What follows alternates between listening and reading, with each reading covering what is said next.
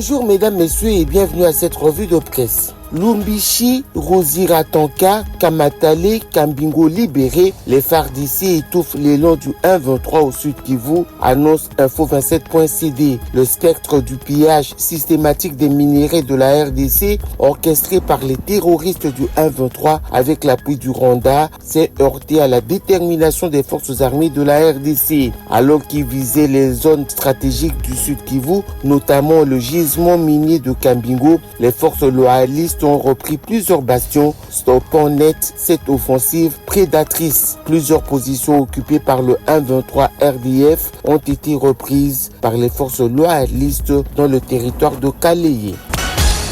Diplomatie régionale à Brazzaville, la RDC s'invite dans le tête-à-tête Lourenço Sassou, rapporte Econews. La visite d'État ce week-end du président angolais João Lourenço à Brazzaville, où il a rencontré Denis Sassou Nguesso, suscite une attention particulière à Kinshasa. Médiateur désigné par l'Union africaine pour la crise de l'Est de la RDC, Lourenço cherche à redynamiser le dialogue après l'échec de la tripartite de Luanda, marqué par l'absence de Paul Kagame. Tandis que les combats s'intensifient sur le terrain, les deux chefs d'État appellent à des efforts accrus pour une paix durable, tout en exhortant la communauté internationale à renforcer son soutien humanitaire. Une médiation sous tension qui pourrait ouvrir la voie à un rapprochement entre Kinshasa et Kigali.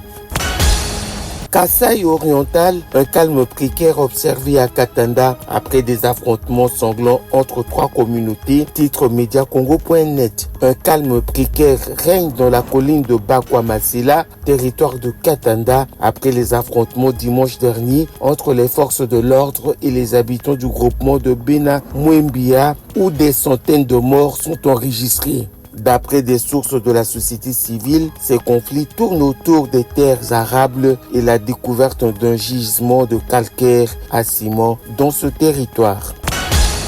Ngiringiri et Bumbu, toujours sous la botte des Kuluna, constatent le phare. Des monstres au cœur d'acier, prêts à couper les bras et fendre le crâne des paisibles citoyens pour les contraindre à leur remettre tout ce qu'ils ont de cher.